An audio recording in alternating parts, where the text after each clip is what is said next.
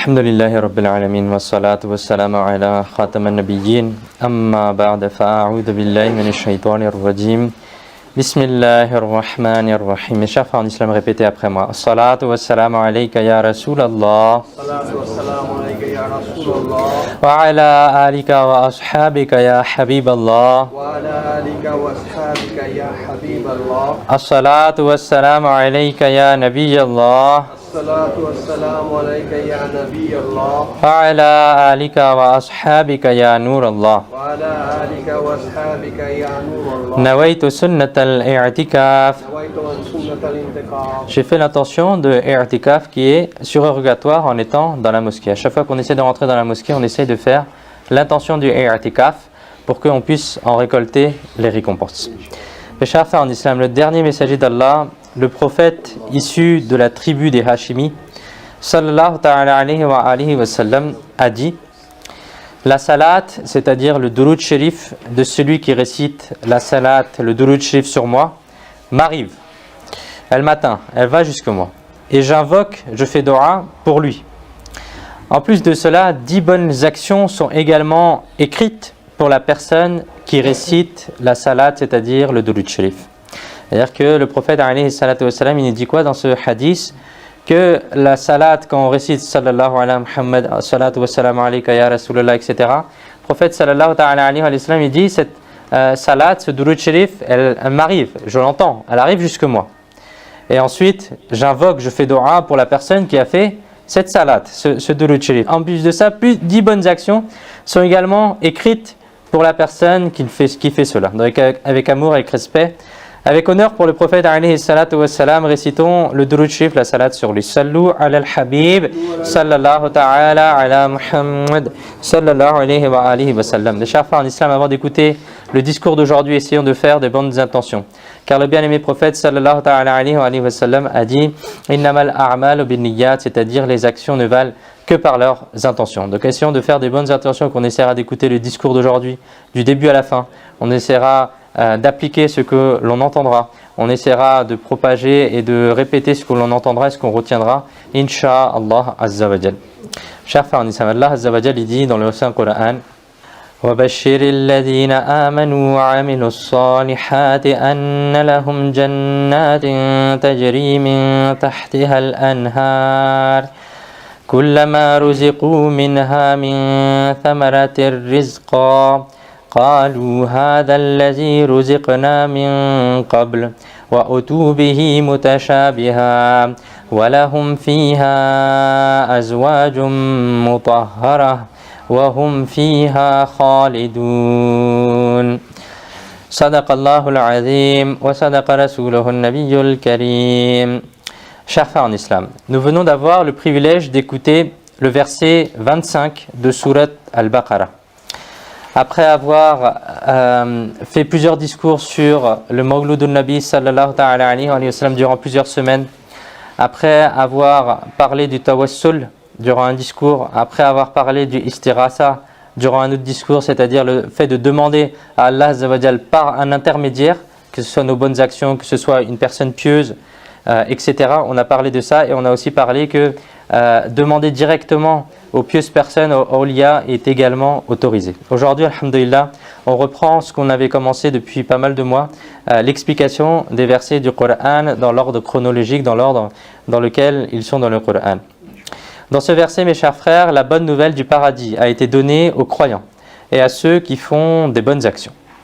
Ceci est le beau style du Saint-Coran, où lorsque les non-musulmans et les criminels sont menacés par l'enfer, en même temps, la bonne nouvelle du paradis est annoncée aux croyants et aux pieux. C'est-à-dire avant, dans ces versets-là, on avait aussi écouté le fait que les hypocrites et les criminels, comment est-ce qu'ils seront châtiés en enfer. Qu'Allah Azza wa Jal nous en protège. Et dans ce verset, on parle, dans les versets précédents, celui-ci, il a été annoncé que les mécréants sont promis à l'enfer. Et il a été dit aux mécréants: ô vous qui avez un doute à propos de ce noble Coran, soit faites une parole comme celle du noble Coran. Et il est certain que vous ne pourrez pas faire une parole comme celle-là. Alors craignez l'enfer dont le combustible sont les hommes et les pierres. Et elle a été préparée pour les mécréants. Maintenant, dans ce verset, c'est-à-dire le verset 25 de Surat Al-Baqarah, les croyants, ceux qui ont une foi ferme dans le Saint-Coran, ceux qui sont de véritables serviteurs du bien-aimé prophète sallallahu alayhi wa sallam, ont reçu la bonne nouvelle du paradis. Ainsi, il a été dit « Wabashiri » et donne la bonne nouvelle. Ceci est la gloire et le statut de notre bien-aimé prophète sallallahu alayhi wa sallam. Si on regarde et on lit le Coran avec l'amour du prophète alayhi salatu wa sallam, on va le comprendre différemment. Qu'est-ce que les savants y disent et qu'est-ce qui a été dit par rapport à cela? L'un de vos noms bénis du prophète alayhi salatu wa sallam est Bashir, c'est-à-dire le prophète sallallahu alayhi wa sallam qui annonce la bonne nouvelle. La chose intéressante ici est que le paradis appartient à qui? Le paradis appartient à Allah Azza wa Jal. Les serviteurs aussi, les êtres humains aussi, lui appartiennent. On n'adore que Allah Azza wa Jal. Cette parole sacrée aussi, le noble Coran, appartient à Allah Azza wa Jal. Mais le Seigneur de l'univers n'a pas annoncé lui-même la bonne nouvelle de son paradis à ses serviteurs, mais Allah Azza wa Jal a plutôt dit à son bien-aimé prophète sallallahu alayhi wa sallam: ô bien-aimé, wa bashiri. C'est comme s'il était dit: ô bien-aimé sallallahu alayhi wa sallam, ces serviteurs m'appartiennent, ils récitent ma parole, ils m'adorent, et c'est aussi moi qui ai fait le paradis, mais annoncez-leur la bonne nouvelle. C'est-à-dire que, ô prophète, ô messager d'Allah, c'est vous qui devez annoncer aux gens la bonne nouvelle. Allah Azza wa Jal, il aurait pu dire lui-même la bonne nouvelle du paradis aux croyants et à ceux qui font des bonnes actions. C'est bien pour cela que nous disons, un poète il dit à cet endroit: ce que Allah Azza wa Jal donne, on l'obtient de notre maître sallallahu alayhi wa sallam. C'est-à-dire le prophète alayhi salatu wa sallam, c'est ce qu'on appelle le qasim al-ni'ma, celui qui distribue les bienfaits, celui qui distribue les ni'ma. Qu'est-ce qu'il dit ensuite le poète? Ce que Allah Azza wa Jal donne, on l'obtient de notre maître sallallahu alayhi wa sallam. Personne n'obtient rien du haqq, personne n'obtient rien d'Allah Azza wa Jal, sauf de cette cour, c'est-à-dire la cour du prophète alayhi salatu wa salam. Que quelqu'un demande ou non, c'est de cette cour qu'il l'obtient. Sans que le Mustafa ne le donne, le demandeur ne reçoit rien. Que Allah Azza wa Jal nous donne directement sans intermédiaire. Où est-ce que nous l'avons entendu? L'intermédiaire est notre maître, on n'obtient rien directement d'Allah Azza wa Jal. Bref, ceci est la gloire et le statut de notre bien-aimé prophète sallallahu alayhi wa sallam qui ressort clairement de chaque verset du Saint-Coran. Allah Azza wa Jal a dit: ô bien-aimé sallallahu alayhi wa sallam, annoncez la bonne nouvelle. À qui cette bonne nouvelle doit être annoncée? Il a été dit: alladhina amanu wa amilus salihat. Traduction des Kanzul Iman, à ceux qui ont cru et ont fait des bonnes actions. Deux caractéristiques de ceux qui reçoivent la bonne nouvelle sont mentionnées ici. Et pas uniquement à cet endroit, mais en général, partout où la bonne nouvelle est annoncée dans le Saint-Coran, alors ces deux caractéristiques sont mentionnées. Première chose, c'est que la personne, il faut qu'elle soit croyante. La personne, il faut qu'elle soit dans l'islam. Et la deuxième chose est qu'elle soit une personne qui fait des bonnes actions. Alladhina amanu wa amilus salihat, qu'elle soit croyante et qu'elle fasse aussi des bonnes actions. Cela montre qu'en plus d'accepter la foi, il est également obligatoire d'accomplir des bonnes actions, de faire ses prières à l'heure, de jeûner le mois de Ramadan, de donner la zakat, d'accomplir le hajj, de respecter ses parents, de respecter les règles religieuses dans le commerce et les affaires. Bref, dans tous les domaines de la vie, il est également important de suivre la charia. Une fois, il a été demandé à Sayyidina Wahb ibn Munabbih, rahmatullahi ta'ala alayh, écoutez bien, est-ce que la question qui a été posée, c'est: est-ce que la clé du paradis n'est pas le kalima at-tayyiba? C'est-à-dire, est-ce que la ilaha illallah Muhammadur Rasulullah sallallahu ta'ala alayhi wa sallam, est-ce que ça, c'est pas la clé du paradis? Sayyidina Wahb ibn Munabbih, rahmatullahi ta'ala alayh, a répondu: et pourquoi ne la serait-elle pas? Bien sûr qu'elle l'a, c'est-à-dire. Mais chaque clé a des dents, c'est-à-dire chaque clé, elle a une forme, elle a des dents. Et si vous voulez ouvrir la serrure sans ses dents, la serrure ne s'ouvrira pas. Subhanallah, quel bel exemple.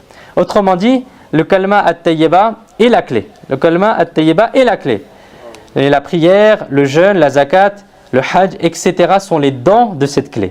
C'est-à-dire que si on veut mettre la clé dans la serrure, il faut qu'il y ait les dents, il faut qu'il y ait les bonnes dents. sinon la serrure elle va pas s'ouvrir. Et de la même manière, comment Sayyidina Wahb ibn Munabbih rahmatullahi ta'ala il explique que la clé c'est vraiment le kalma tayyiba. Mais pour que la clé elle fonctionne, pour qu'elle rentre dans la serrure et qu'elle ouvre la porte, il faut faire la prière, il faut faire le zakat, il faut donner la zakat, il faut faire le hajj, il faut faire toutes les adorations qui nous incombent pour que les dents de cette clé elles soient là et qu'elles puissent ensuite ouvrir la porte.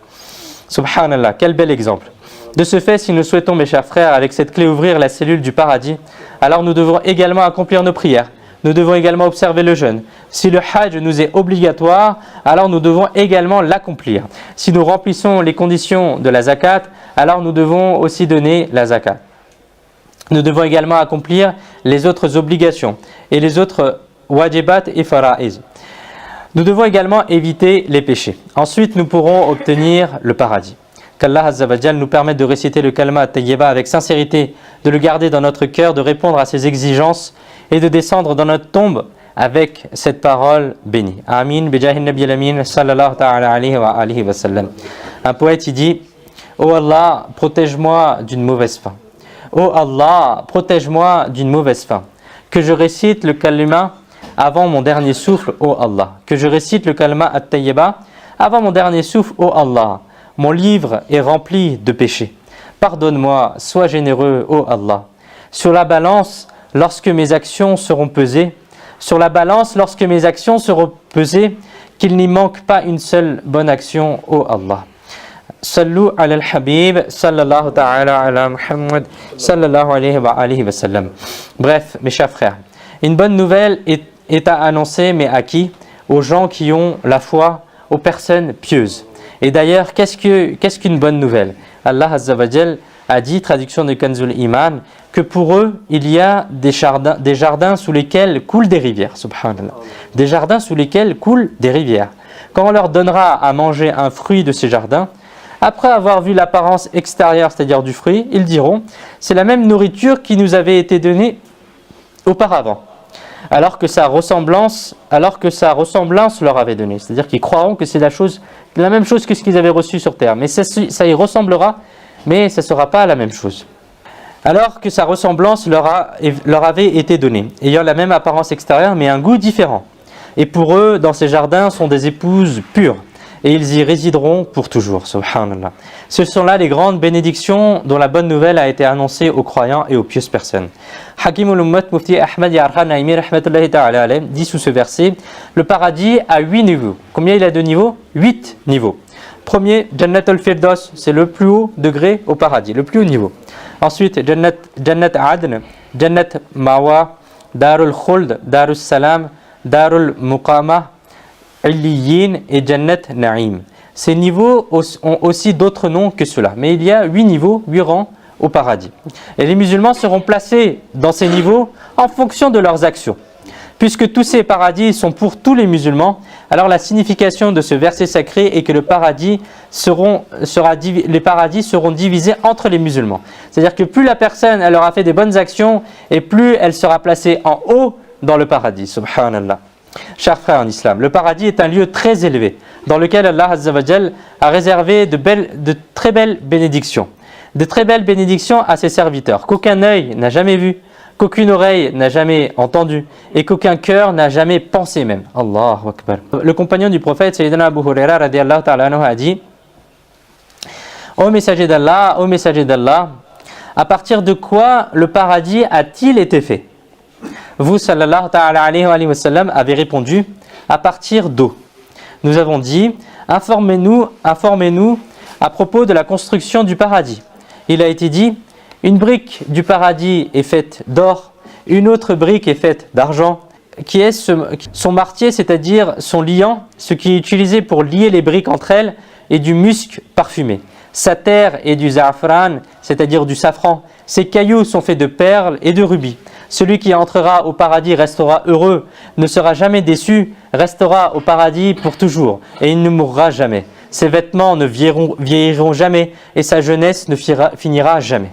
Il est dit dans le hadith sacré, le bien-aimé prophète sallallahu ta'ala alayhi wa sallam a dit: certes, il y a un arbre au paradis qu'un cavalier par exemple un cavalier à cheval, même s'il continue pendant 100 ans dans son ombre, il ne se terminera pas. C'est-à-dire l'ombre de l'arbre, il sera tellement grand l'arbre, que même si un cavalier, il continue à cavaler pendant 100 ans dans son ombre de l'arbre, eh ben, il n'aura pas atteint le bout de l'arbre. Et au paradis, dans la suite du hadith, il est dit, au paradis, il y a de telles bénédictions qu'aucun œil n'a vu, qu'aucune oreille n'a entendu et qu'aucun cœur n'a même pensé. Sayyidina Mujahid rahmatullahi ta'ala alayhi a dit: les troncs des arbres du paradis, les troncs des arbres du paradis sont en or, leurs branches sont de saphir et de rubis, leurs feuilles et les fruits pendent vers le bas. Si le mangeur souhaite prendre le fruit en étant debout, alors il n'aura pas de difficulté, il n'y aura pas de difficulté à le prendre. S'il veut le prendre en étant assis, alors il n'aura pas non plus de difficulté. Et s'il veut le prendre en étant allongé, alors il n'aura pas non plus de mal et de difficulté. Subhanallah. Quelle est la gloire du paradis? Allah Azza wa Jal n'a gardé que du confort et rien que du confort au paradis. Du repos, rien que du repos au paradis. À tel point que même si quelqu'un a l'intention de cueillir des fruits des arbres du paradis et de les manger, il n'y aura aucune difficulté. Si la personne est assise et qu'il n'a pas envie de se lever et qu'il veut manger des fruits, alors il les recevra en étant assis.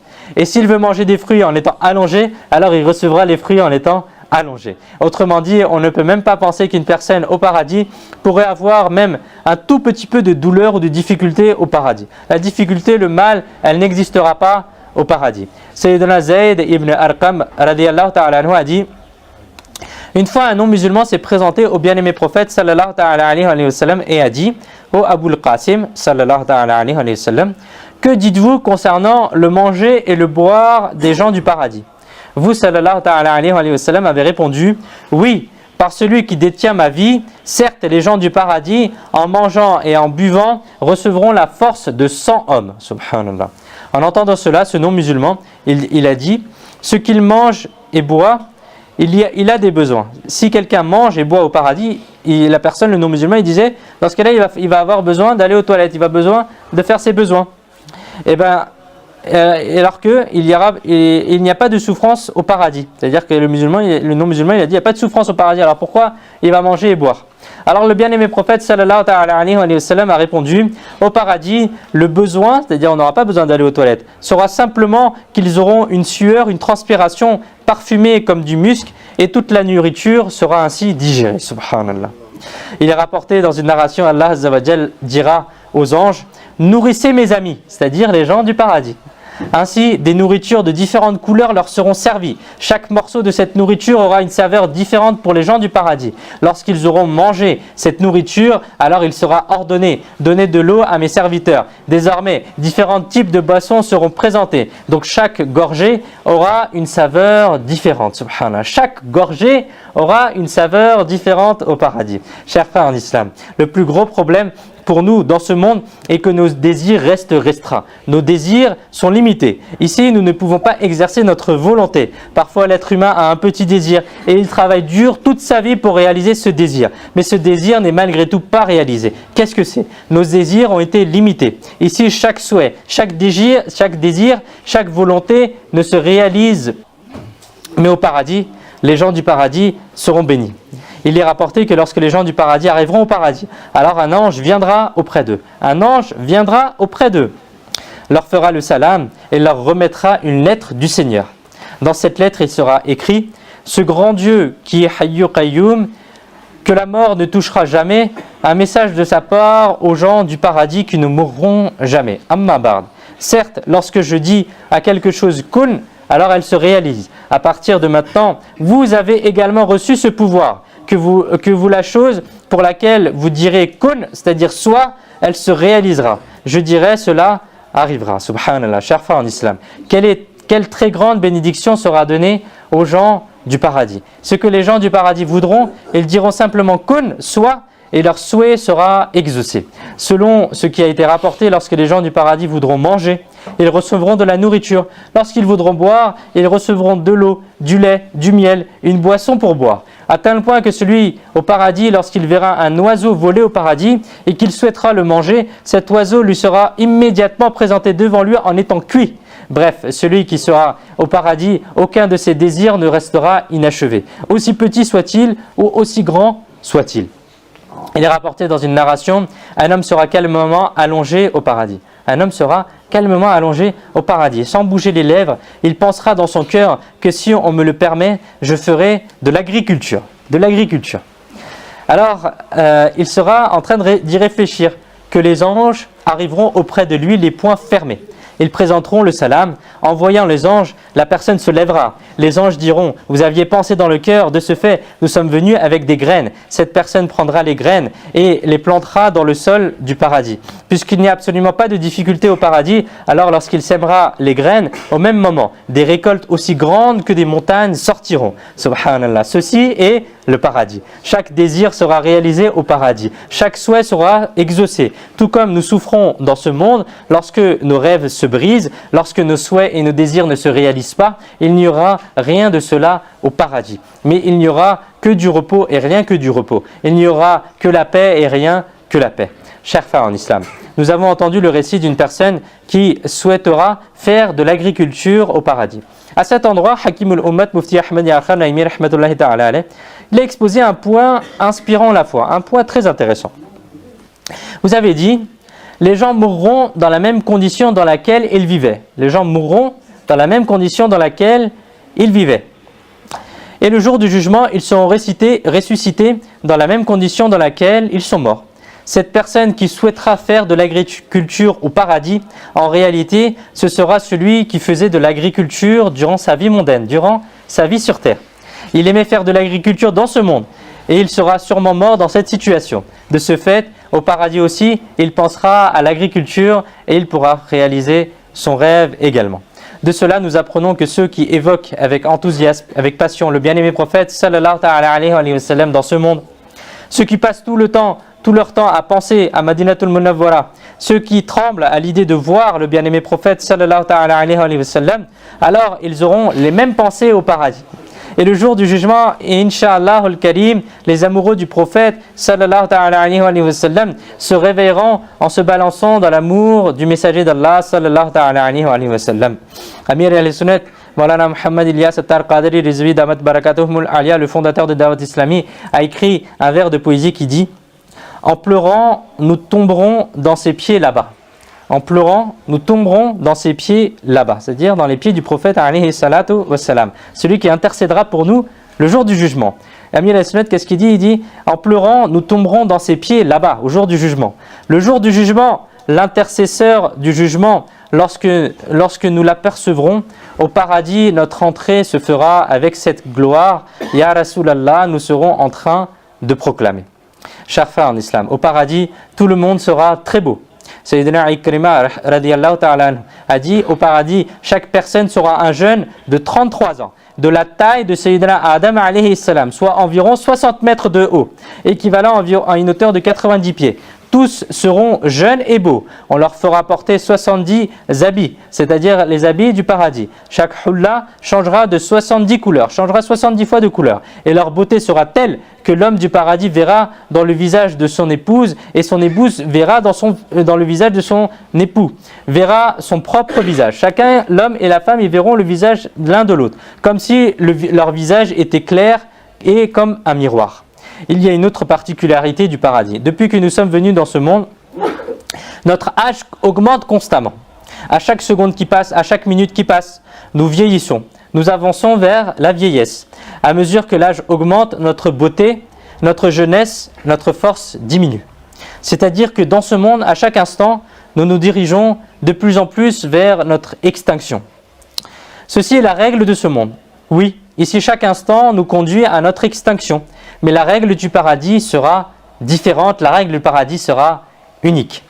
Qu'est-ce qu'il a été dit? Le compagnon du prophète, Sayyidina Abu Huraira radiyallahu ta'ala anhu a dit: je jure par celui qui a révélé le Coran sur Muhammad sallallahu ta'ala alayhi wa sallam, de même que la vieillesse s'approche instant après instant dans ce monde, de même la beauté augmentera instant après instant dans le paradis. Subhanallah, quelle gloire! Il n'y a absolument pas d'extinction au paradis. Là-bas, il n'y a pas de mort. C'est pourquoi les gens là-bas ne s'approcheront pas vers la mort. Ils ne s'approcheront pas vers la vieillesse et la faiblesse, mais chaque instant à venir augmentera la beauté des gens du paradis. Le compagnon du prophète, Sayyidina Anas bin Malik radiyallahu ta'ala anhu, a rapporté que le bien-aimé prophète sallallahu ta'ala alayhi wa sallam a dit: certes, il y a un marché au paradis où les gens du paradis se rendront chaque vendredi. Là-bas, il y aura un vent du nord qui sera absorbé par leur visage et leurs vêtements. Grâce à cela, la beauté des gens du paradis augmentera. Lorsqu'ils rentreront chez eux, leurs familles diront: je jure par Allah, votre beauté a augmenté par rapport à avant. Chers frères en islam, si un serviteur reçoit une bénédiction, si l'un de ses désirs, l'un de ses souhaits est exaucé, alors il est certain qu'il sera heureux. Mais si cette bénédiction, ce souhait est limité dans la durée, dans le temps, alors le bonheur reste incomplet. Le désir a en fait été exaucé. On a bien reçu la bénédiction, mais en parallèle du bonheur, il y a aussi le chagrin qu'un jour cette bénédiction se terminera. Une fois, Sayyidina Rabi'a Basriya rahmatullahi ta'ala alayha a dit: si on donnait à une personne le monde entier et tout ce qu'il contient, cette personne restera pauvre. On demanda: comment est-ce possible? Alors Sayyidina Rabi'a Basriya rahmatullahi ta'ala alayha répondit: parce que le monde est mortel. Si une personne possède même le monde entier, elle repartira malgré tout d'ici les mains vides. Un poète y dit: pour conquérir le monde, Sikander était parti. Pour conquérir le monde, Sikander, c'est-à-dire Alexandre, était parti. Lorsqu'il quitta ce monde, il était les mains vides. C'est-à-dire Alexandre le Grand, il a voulu faire beaucoup de conquêtes, il a voulu faire beaucoup de choses, mais à la fin il est parti les mains vides. Mais soyons sacrifiés. La chose la plus spéciale au sujet du paradis est que ces bénédictions ne se termineront jamais. Elles ne sont pas temporaires. Elles ne seront pas accordées pour une durée déterminée, mais elles seront accordées pour toujours. Là-bas, il n'y aura pas de mort. Aucun habitant du paradis ne sera jamais expulsé du paradis. Aucune bénédiction qui a été accordée ne sera reprise. Le bien-aimé prophète sallallahu ta'ala alayhi wa sallam a dit: lorsque les gens du paradis entreront au paradis, quelqu'un qui annoncera aux gens du paradis: il y a une promesse d'Allah Azza wa Jal pour vous qui sera accomplie aujourd'hui. Les gens du paradis diront: Allah Azza wa Jal ne nous a-t-il pas pesé dans la balance? N'a-t-il pas illuminé nos visages? Ne nous a-t-il pas sauvés de l'enfer et fait entrer au paradis? Alors quelle promesse y a-t-il maintenant? Alors le Seigneur généreux lèvera le voile et son Wajh Karim, et les gens du paradis contempleront leur Seigneur. Je jure par celui qui détient ma vie, parmi tout ce qui sera accordé aux gens du paradis, la bénédiction la plus aimée, la plus grande sera la contemplation, la vue du Seigneur. Chers frères en islam, cet éminent et glorieux paradis, c'est la plus haute bénédiction, là où chaque désir sera exaucé. Il n'y aura pas de bénédiction, il n'y aura rien d'autre que des bénédictions et des bénédictions. Il n'y aura rien d'autre que du repos et du repos. Il n'y aura rien d'autre que de la tranquillité et rien que de la tranquillité. Et par-dessus tout, là-bas, nous serons bénis de la vue, de la contemplation d'Allah Azza wa Jal. Que devons-nous faire pour aller dans ce paradis? Venez, nous allons écouter quelques hadiths. Et l'idée de hadith sacré, la personne qui demande le paradis à Allah Azza wa Jal 3 fois, le paradis dit: oh Allah Azza wa Jal, fais-le entrer au paradis. Subhanallah. Chers frères en islam, le paradis est une si grande bénédiction. Et combien il est facile d'atteindre le paradis. Prenons donc l'habitude de demander à Allah Azza wa Jal son paradis 3 fois par jour. Et Inch'Allah al-Karim, nous recevrons la bénédiction du paradis. Et il est rapporté dans un autre hadith: celui qui me garantit qu'il ne demandera rien aux gens, je lui garantis le paradis. Sayyidina Souban radiyallahu ta'ala anhu, qui est un compagnon du prophète, après avoir entendu cette parole bénie du propriétaire du paradis, du dispensateur, c'est-à-dire du distributeur des bénédictions, sallallahu ta'ala alayhi wa sallam, le compagnon il dit, on rapporte de lui que votre habitude est devenue telle que si le fouet tombait, c'est-à-dire que lorsqu'il montait sur sa monture et que son fouet pour frapper la monture, elle tombait, alors que vous étiez assis sur le cheval, alors vous ne demandiez à personne de l'attraper. Mais vous descendiez vous-même du cheval, ramassez le fouet. Subhanallah, mes chers frères en islam. Ceci est également très facile. Tout ce que l'on doit faire, c'est s'aider soi-même. Toutes les choses dont on a besoin, il faut essayer de les acheter ou de les avoir et de les garder avec soi. Si l'on doit voyager, il faut essayer d'anticiper et prendre les choses nécessaires pour le voyage avec soi. Bref, il faut simplement essayer d'éviter de demander aux gens. Essayons de faire la même chose à la maison. Par exemple, si l'on souhaite boire de l'eau, si l'on veut un verre, si l'on veut prendre un petit truc, alors il faut éviter de demander à nos enfants, à la mère de nos enfants, et ainsi essayer de le faire soi-même. Bref, évitons autant que possible de demander aux autres, et Inch'Allah al-Karim, nous serons bénis d'entrer au paradis. Certaines même pieuses personnes, lorsqu'elles voulaient boire, lorsqu'elles avaient soif, elles ne disaient pas donnez-moi de l'eau. La formulation était différente. La formulation des pieuses personnes, qu'est-ce qu'il disait? Il disait j'ai soif. C'est-à-dire que s'il y avait un serviteur, s'il y avait quelqu'un, le serviteur ensuite il comprenait que la personne, le cheikh, il veut boire de l'eau. Ramener de l'eau. Mais il ne demandait jamais aux gens, et ça c'est une bonne habitude à prendre, c'est-à-dire qu'il faut éviter de demander à chaque fois aux gens est-ce que tu as un stylo, est-ce que tu as ceci, est-ce que tu as cela. Non, toutes les choses dont on a besoin, il faut essayer de les avoir soi-même et éviter de demander aux autres gens. Sayyidina Abu Darda radiyallahu ta'ala rapporte que le bien-aimé prophète sallallahu ta'ala alayhi wa sallam a affirmé: la mosquée est la maison de toute personne craignant Dieu. Et la personne qui fait de la mosquée sa maison, Allah Azza wa Jal garantit pour lui la miséricorde, son agrément, un passage sûr à travers le pont de Sirat et le paradis. Allah Azza wa Jal lui garantit tout ça. Quelle belle chose. Si nous entretenons une relation étroite avec la mosquée, nous obtiendrons la miséricorde, l'agrément d'Allah Azza wa Jal, et nous serons également bénis d'aller au paradis. Malheureusement, de nos jours, les gens ont une telle relation avec la mosquée que c'est comme si c'était un lieu de passage. Lorsqu'il y a eu l'adhan, l'appel à la prière, les gens viennent à la mosquée, font leur prière et s'en vont directement. Et même ceci, très peu de personnes font cela. Combien y en a-t-il qui ne se soucient même pas de leur prière? Qu'Allah Azza wa Jal nous bénisse et qu'il nous accorde également une bonne fin. Bref, ceux qui prient, ils arrivent et repartent aussitôt. Mais quelle est notre relation avec notre commerce, avec notre maison? C'est complètement l'inverse. Tout comme notre cœur se sent bien à la maison, ce n'est pas du tout pareil à la mosquée. Ceci est notre situation. Mais qu'est-ce que le bien-aimé prophète sallallahu alayhi wa sallam a dit? Faites de la mosquée votre maison. C'est comme si on nous apprenait que la relation que nous entretenons aujourd'hui avec notre maison, que l'affiliation que notre cœur a avec notre maison, nous devons adopter un lien similaire avec la mosquée. Le prophète d'Allah, Sayyidina Isa alayhi salam, a un jour dit à ses apôtres: ô apôtres, faites de votre maison une étape, c'est-à-dire un lieu d'hébergement temporaire, et faites des mosquées un abri permanent. De ce fait, prenons l'habitude de passer autant de temps que possible à la mosquée. Tant que nous resterons à la mosquée avec l'intention du i'tikaf, nous en récolterons la récompense. Nous serons protégés de shaitan. Tant que nous resterons dans la mosquée, nous serons préservés des choses inutiles. Mufti Ahmad Yarkhan Naimi rahmatullahi ta'ala a dit: l'air de la mosquée est très bénéfique pour la foi, c'est-à-dire que cela renforce la foi. Sayyidina Sa'id ibn Musayyab rahmatullahi ta'ala a dit: tant que la personne reste à la mosquée, les anges continuent d'invoquer. Essayons juste de clarifier une chose. Nous avons été encouragés à faire de la mosquée notre foyer, notre maison. Cela ne veut pas dire que nous devons traiter la mosquée de la même manière que nous traitons la maison. Non. Le caractère sacré de la mosquée, la politesse que l'on doit y avoir, le respect que l'on doit y mettre, cela n'a rien à voir. Il y a beaucoup de choses que nous pouvons faire à la maison, mais que nous ne pouvons pas faire à la mosquée, telles que parler des choses mondaines, parler de la dunya, ce n'est pas autorisé dans la mosquée. Acheter et vendre dans la mosquée, ce n'est pas autorisé non plus. Parler fort, rire, etc., toutes ces choses-là ne sont pas autorisées, mais on peut les faire à la maison et c'est autorisé. Par conséquent, faisons effectivement de la mosquée notre maison, c'est-à-dire ayons un lien profond avec elle, passons le maximum de temps ici et qu'Allah Azza wa Jal nous permette de mettre cela en pratique. Amin. Bijahin Nabi Amin sallallahu ta'ala alayhi wa sallam. Sallu ala al-Habib sallallahu ta'ala ala Muhammad.